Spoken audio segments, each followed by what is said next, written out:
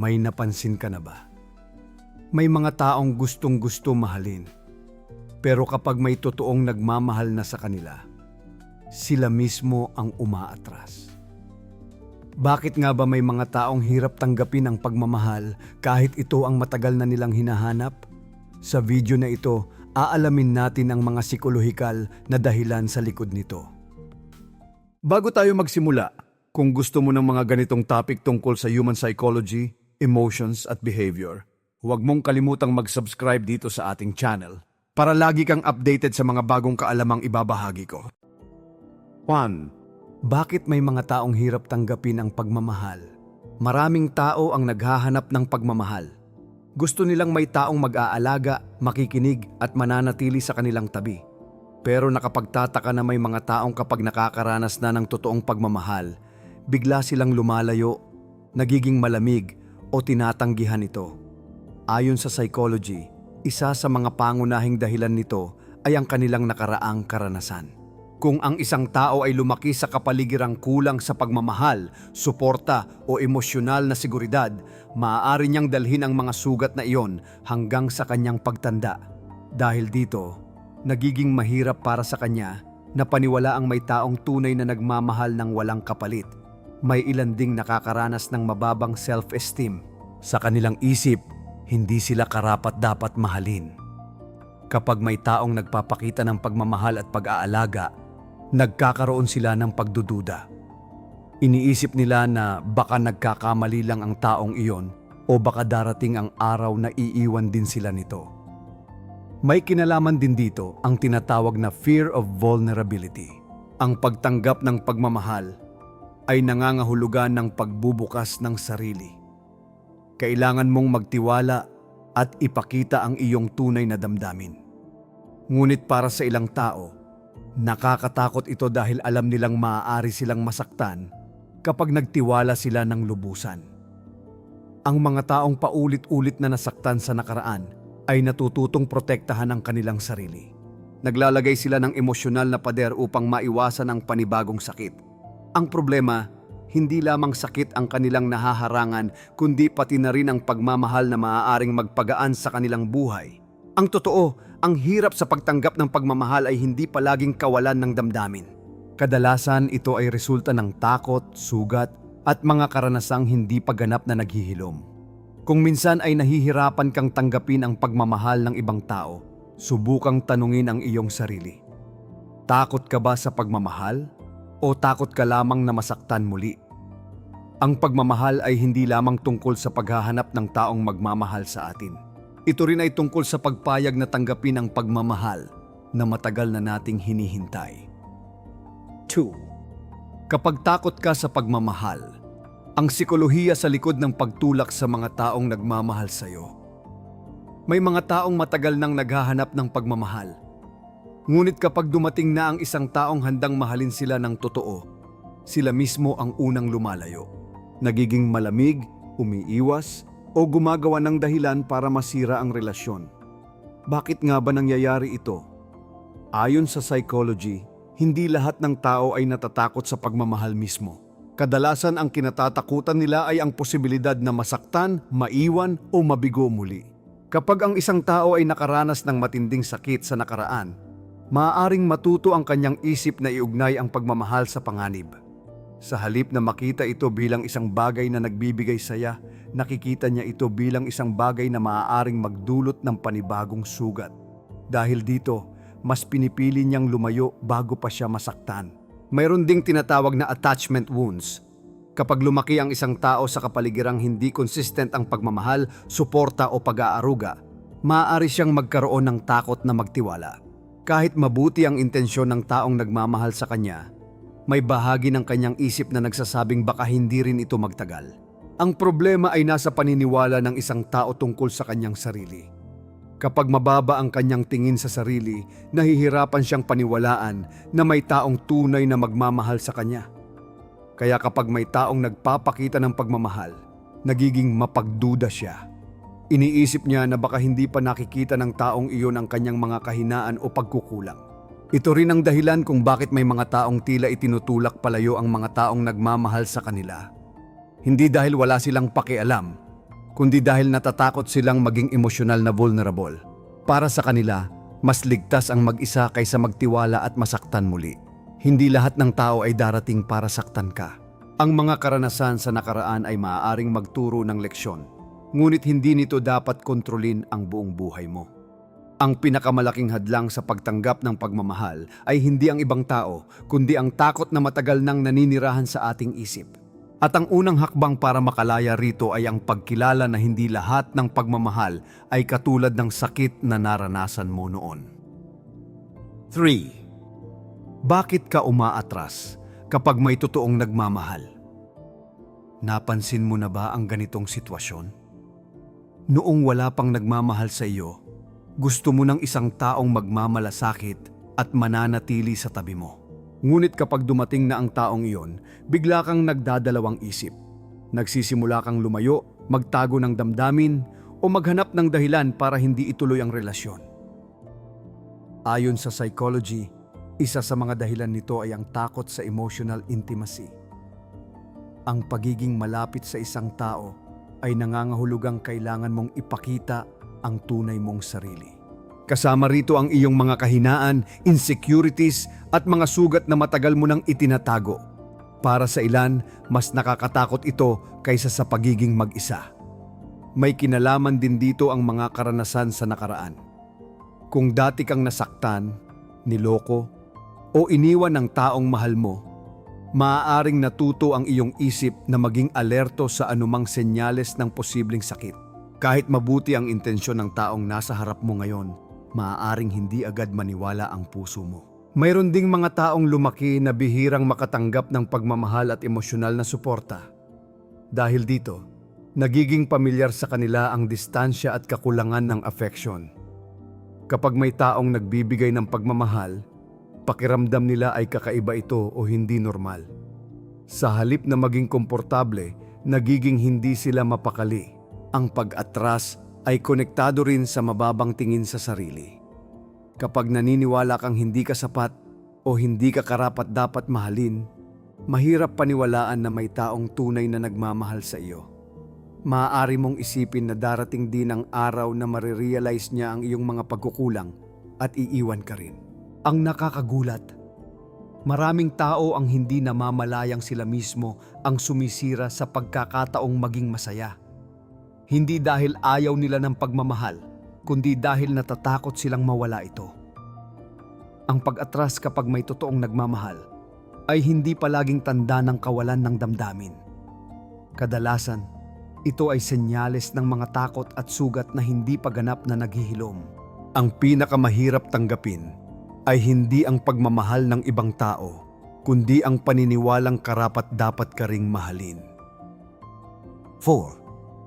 Ang sikolohiya ng mga taong hindi naniniwalang karapat-dapat silang mahalin. May mga taong kapag pinupuri mo, agad nila itong tinatanggihan. Kapag pinapakita mo ang iyong pagmamahal, nagdududa sila. At kapag may nagsabing mahal sila, parang nahihirapan silang paniwalaan ito. Bakit may mga taong tila hindi makitang karapat-dapat silang mahalin? Ayon sa psychology, kadalasan ay nagsisimula ito sa paraan ng pagtingin nila sa kanilang sarili. Ang self-worth o pagpapahalaga sa sarili ay nabubuo mula sa mga karanasan natin habang lumalaki. Kung ang isang tao ay madalas nakaranas ng pagpuna, pagtanggi o kakulangan ng emosyonal na suporta, maaari niyang mabuo ang paniniwalang hindi siya sapat. Sa paglipas ng panahon, ang paniniwalang ito ay nagiging bahagi ng kanyang pagkatao. Kahit may taong tunay na nagmamahal sa kanya, mahirap niya itong tanggapin dahil salungat ito sa kanyang matagal ng pinaniniwalaan tungkol sa sarili. May ilan ding naniniwalang kailangan muna nilang maging perpekto bago sila maging karapat-dapat mahalin. Kapag may pagkakamali sila o may kahinaan silang nakikita sa sarili, iniisip nilang mababawasan ang halaga nila bilang tao. Dahil dito, palagi nilang hinahanap ang kanilang kakulangan sa halip na makita ang kanilang mga magagandang katangian. Ang ugat nito ay mga nakaraang relasyon. Kapag paulit-ulit kang nasaktan, iniwan, o hindi pinahalagahan, maaari kang magsimulang maniwala na may mali sa iyo. Sa halip na sisihin ang masasakit na karanasan, ang sarili ang nagiging target ng pagdududa. Ang problema sa ganitong pag-iisip ay hindi nito pinipigilan ang sakit. Sa halip, pinipigilan nito ang isang tao na maranasan ang pagmamahal na maaari sanang makatulong sa kanyang paghilom. Mahalagang maunawaan na ang pagiging karapat-dapat mahalin ay hindi nakabase sa pagiging perpekto. Hindi mo kailangang patunayan ang iyong halaga bago ka maging deserving ng pagmamahal. Bilang tao, mayroon ka ng halaga kahit may mga kahinaan, pagkakamali at pagkukulang ka. Ang pinakamalaking hadlang sa pagtanggap ng pagmamahal ay kadalasang hindi ang opinyon ng ibang tao. Ito ay ang mga paniniwalang matagal na nating ikinulong sa ating isip. At kapag natutunan mong makita ang sarili mong halaga, mas madali mong makikita kung bakit may mga taong pinipiling manatili at mahalin ka kung sino ka talaga. 5. Bakit mas madaling tanggapin ang sakit kaysa pagmamahal? Isang psychological explanation. Sa unang tingin, parang kakaiba ang ideyang ito. Sino nga ba ang pipili ng sakit kaysa pagmamahal? Ngunit ayon sa psychology, may mga taong mas komportable sa sakit kaysa sa pagmamahal kahit hindi nila ito namamalayan. Kapag ang isang tao ay matagal nang nakaranas ng pagkabigo, pagtanggi o emosyonal na sakit, nagiging pamilyar ito sa kanya. Kahit masakit, alam niya kung paano ito haharapin. Nagiging bahagi ito ng kanyang nakasanayan. Sa psychology, mas madalas nating tanggapin ang mga bagay na pamilyar sa atin, kahit hindi ito mabuti para sa atin. Samantala, ang pagmamahal ay maaaring maging isang bagay na hindi pamilyar. Para sa taong lumaki na kulang sa pagmamahal, suporta o emosyonal na seguridad, ang tunay na pag-aaruga ay maaaring magdulot ng pagkalito. Hindi niya alam kung paano ito tatanggapin o pagkakatiwalaan. Mayroon ding mga taong natatakot sa pagkawala. Kapag may nagmamahal sa kanila, nagsisimula silang mag-alala. Paano kung mawala rin siya? Paano kung magbago ang lahat? Dahil sa takot na masaktan sa hinaharap, mas pinipili nilang huwag masyadong umasa o lumalim ang koneksyon. Ang sakit ay nagiging bahagi rin ng pagkakakilanlan ng isang tao. Kapag nasanay siyang mabigo o hindi mapili, maaari niyang isipin na iyon ang nararapat para sa kanya. Kaya kapag may taong nagbibigay ng pagmamahal at respeto, nahihirapan siyang paniwalaan ito. Pakiramdam niya ay parang may mali o hindi ito magtatagal. May kinalaman din dito ang mababang self-esteem. Kapag hindi maganda ang tingin mo sa sarili mo, mas madali mong paniwalaan ang mga negatibong bagay kaysa sa mga positibo. Ang pagpuna ay mabilis mong tinatanggap, ngunit ang pagmamahal ay kinu-question mo. Ang pagiging pamilyar sa sakit ay hindi nangangahulugang doon ka dapat manatili. Ang mga karanasan sa nakaraan ay maaaring nakaimpluwensya sa paraan ng iyong pagtingin sa sarili at sa pagmamahal, ngunit hindi nito kailangang idikta ang iyong hinaharap. Mas madaling tanggapin ng ilang tao ang sakit dahil ito ang nakasanayan nila. Ngunit ang tunay na paghilom ay nagsisimula kapag natutunan mong tanggapin na karapat-dapat ka rin sa pagmamahal, hindi lamang sa pagdurusa. 6. Self-sabotage sa relasyon. Bakit sinisira ng iba ang pagmamahal na matagal nilang hinintay? Maraming tao ang nangangarap na makatagpo ng taong tunay na magmamahal sa kanila. Isang taong tapat, maaasahan at handang manatili sa hirap at ginhawa. Ngunit nakapagtataka na may mga pagkakataong kapag dumating na ang pagmamahal na matagal nilang hinihintay, sila mismo ang gumagawa ng paraan para masira ito. Sa psychology, tinatawag itong self-sabotage. Ito ay kapag ang isang tao, kadalasan ng hindi niya namamalayan, ay gumagawa ng mga desisyon o kilos na sumisira sa sarili niyang kaligayahan at pagkakataon. Isa sa mga pangunahing dahilan nito ay ang takot. Kapag nasaktan ng isang tao sa nakaraan, maaari siyang magkaroon ng paniniwalang ang bawat relasyon ay hahantong din sa sakit. Kaya bago pa man mangyari ang kinatatakutan niya, siya na mismo ang lumalayo, nagiging malamig o naghahanap ng problema sa relasyon. Mayroon ding mga taong mababa ang tingin sa kanilang sarili. Sa kanilang isip, hindi sila karapat-dapat sa isang malusog at masayang relasyon. Kapag may taong nagmamahal sa kanila ng totoo, nahihirapan silang paniwalaan ito. Naghahanap sila ng pagkakamali o dahilan para patunayan na hindi rin magtatagal ang relasyon. Ang ilan naman ay lumaki sa kapaligirang puno ng tensyon, hindi pagkakaunawaan o emosyonal na kakulangan. Dahil dito, nagiging pamilyar sa kanila ang kaguluhan kaysa sa katahimikan. Kapag nasa isang maayos at mapayapang relasyon sila, maaari silang makaramdam ng kakaibang discomfort. Sa halip na pahalagahan ito, hindi nila sinasadyang lumikha ng mga sitwasyong magdudulot ng problema. Ang self-sabotage ay hindi tanda na ayaw mo ng pagmamahal. Sa katunayan, madalas itong nangyayari dahil masyado mong pinahahalagahan ang relasyon at natatakot kang mawala ito. Ang problema, sa sobrang takot mong masaktan, ikaw mismo ang nagiging dahilan ng pagkasira nito. Ngunit mahalagang maunawaan na hindi lahat ng takot ay dapat sundin.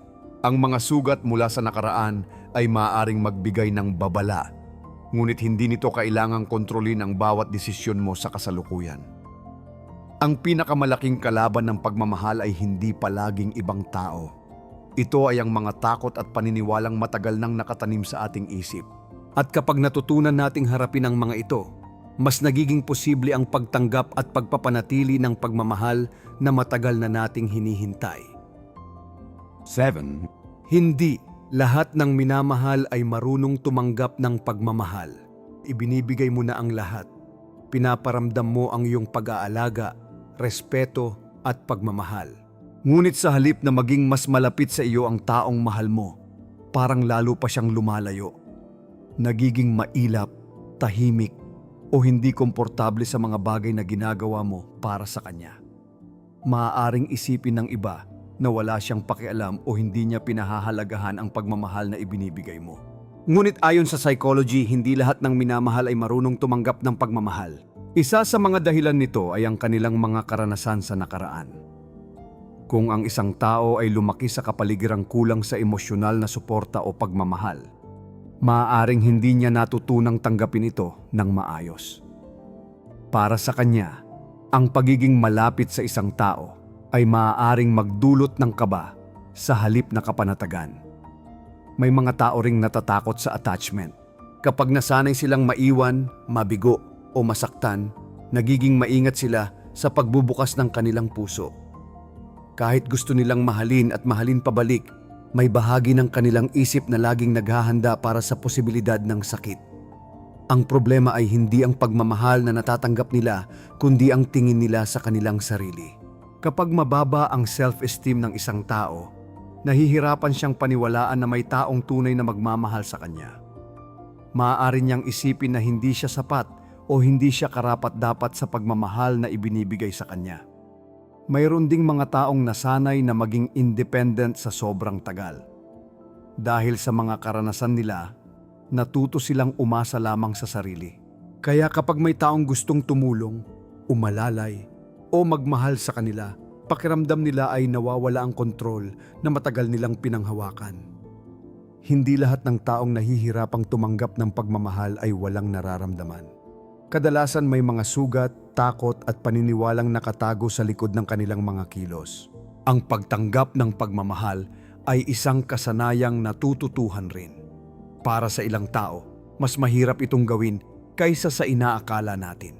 Ngunit sa tamang panahon, pag-unawa at paghilom, posible ring matutunan ng isang tao na buksan ang kanyang puso at tanggapin ang pagmamahal na matagal na niyang iniiwasan. Ang pinakamalaking hamon ay hindi ang paghahanap ng pagmamahal, kundi ang paniniwalang karapat-dapat mo itong tanggapin. 8. Childhood wounds at pagmamahal. Bakit hirap magtiwala ang ilang tao? May mga taong gustong magmahal at mahalin, ngunit kapag dumating na ang pagkakataon, nahihirapan silang magtiwala. Palagi silang nagdududa, nag-aalala o naghihintay na may masamang mangyari. Kahit mabuti ang intensyon ng ibang tao, tila may bahagi ng kanilang isip na hindi lubos na naniniwala. Ayon sa psychology, ang ugat nito ay maaaring nakaugat sa mga karanasan noong pagkabata.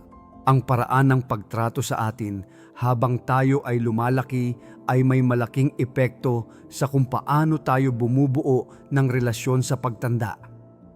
Kapag ang isang bata ay lumaki sa tahanang puno ng pagmamahal, suporta at emosyonal na seguridad, mas madali para sa kanya ang magtiwala sa ibang tao.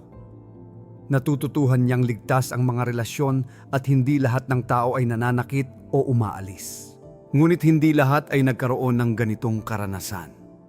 May mga batang lumaki na madalas napapabayaan, napupuna o hindi nabibigyan ng sapat na emosyonal na suporta. Ang ilan ay nakaranas ng mga pangakong hindi natutupad, paglayo ng mahal sa buhay, o mga sitwasyong nagdulot ng matinding lungkot at takot. Dahil dito, natututo ang kanilang isip na maging maingat. Habang lumalaki sila, dala-dala nila ang paniniwalang hindi palaging ligtas ang magtiwala. Kahit wala namang malinaw na dahilan, nagiging alerto sila sa anumang senyales ng pagtanggi o pag-abandona. Ang mga sugat mula sa pagkabata ay hindi naaalala ng malinaw, ngunit patuloy itong nakakaapekto sa emosyon at pag-uugali. Maaari silang maging sobrang seloso, sobrang independent o kaya naman ay mabilis umatras kapag nagsisimula ng maging seryoso ang isang relasyon. Ang mahalagang maunawaan ay hindi sila mahirap mahalin.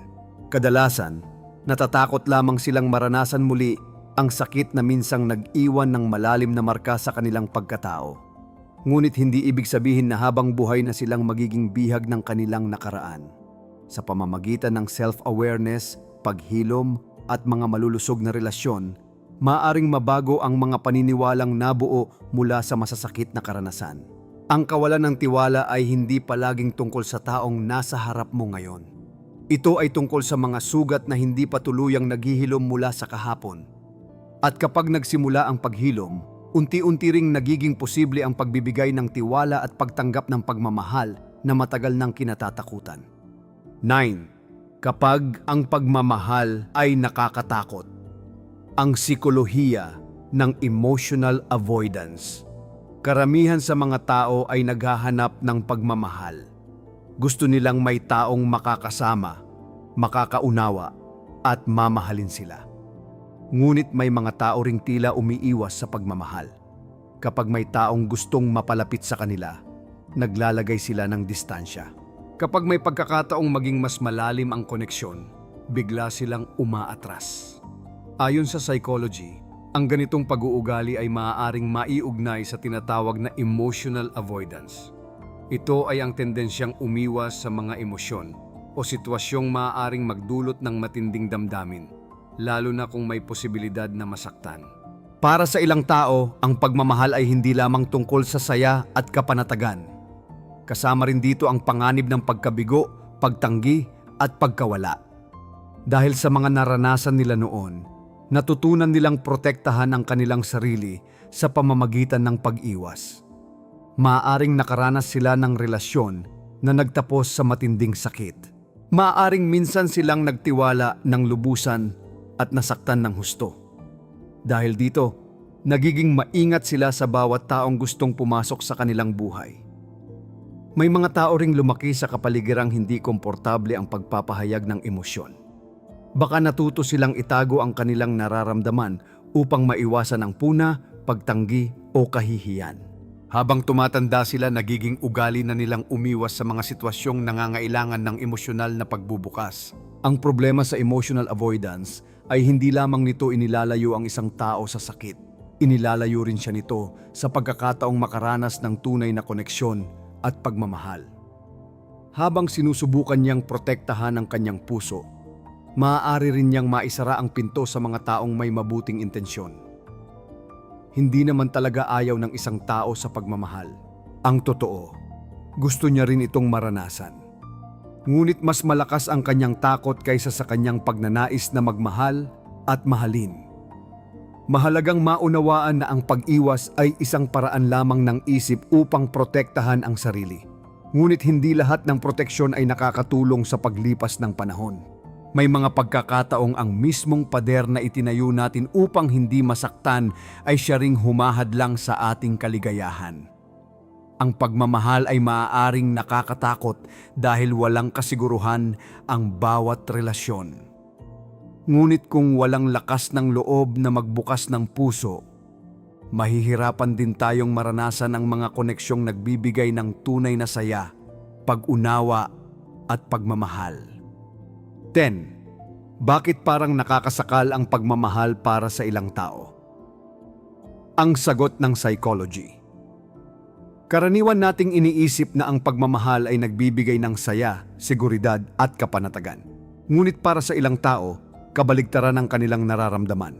Kapag may taong masyadong nagmamalasakit, laging nangangamusta o gustong maging malapit sa kanila, nakakaramdam sila ng pagkailang. Minsan pa nga, parang nakakasakal para sa kanila ang pagmamahal. Bakit nga ba nangyayari ito? Ayon sa psychology, ang isa sa mga pangunahing dahilan ay ang matinding pangangailangan sa personal space at kalayaan. May mga taong nasanay na umasa sa sarili sa halos lahat ng bagay. Dahil dito, kapag may taong gustong maging malaking bahagi ng kanilang buhay, maaari nilang maramdaman na nawawalan sila ng kontrol o kalayaan. May kinalaman din dito ang kanilang mga karanasan sa nakaraan.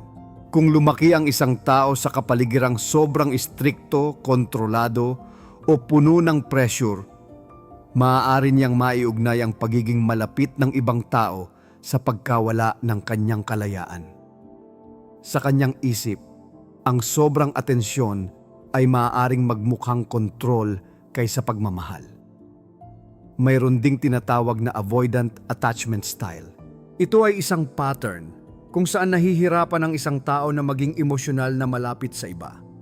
Kahit gusto niyang magkaroon ng relasyon, may bahagi ng kanyang isip na natatakot kapag nagsisimula ng maging seryoso o malalim ang koneksyon. Kapag may taong nagmamahal sa kanya, maaari siyang makaramdam ng pressure na magbukas ng damdamin, magbahagi ng mga iniisip o maging mas vulnerable. Para sa ilan, hindi ito komportable. Kaya ang natural nilang reaksyon ay lumayo o maglagay ng distansya. Mahalagang maunawaan na hindi ito palaging nangangahulugang wala silang pakialam. Sa maraming pagkakataon, may nararamdaman din silang pagmamahal. Ngunit dahil sa kanilang mga nakaraang karanasan at nakasanayang paraan ng pagprotekta sa sarili, nahihirapan silang tanggapin ang pagiging malapit sa ibang tao. Ang problema ay kapag patuloy nilang iniiwasan ang koneksyon, maaari nilang mapalampas ang mga taong tunay na nagmamahal at may mabuting intensyon. Sa huli, ang pagmamahal ay maaaring magmukhang nakakasakal para sa ilang tao, hindi dahil masama ito, kundi dahil may mga takot at sugat na hindi pa nila lubos na nauunawaan. Ang nararamdaman nilang pagsakal ay hindi galing sa pagmamahal mismo, kundi sa mga pader na matagal na nilang itinayo upang protektahan ang kanilang puso. Minsan, ang pinakamalalaking hadlang sa pagmamahal ay hindi ang ibang tao, kundi ang mga takot, sugat at paniniwalang matagal nang nakatanim sa ating isipan. Kapag nauunawaan natin ang psikolohiya sa likod ng ating mga emosyon at kilos, mas nagiging malinaw kung bakit tayo kumikilos sa paraang madalas nating hindi maintindihan. Tandaan, ang self-awareness ang unang hakbang tungo sa paghilom, mas malusog na relasyon at mas malalim na pag-unawa sa sarili. Kung may natutunan ka sa video na ito, isulat mo sa comment section ang iyong opinyon o karanasan. Maaaring ang iyong kwento ang makatulong sa ibang taong dumaraan sa parehong sitwasyon. Kung gusto mo pang matutunan ang mga ganitong psychology insights tungkol sa human behavior at personal development, mag-subscribe ka na at i-turn on ang notification bell para lagi kang updated sa mga bagong episode dito sa ating channel.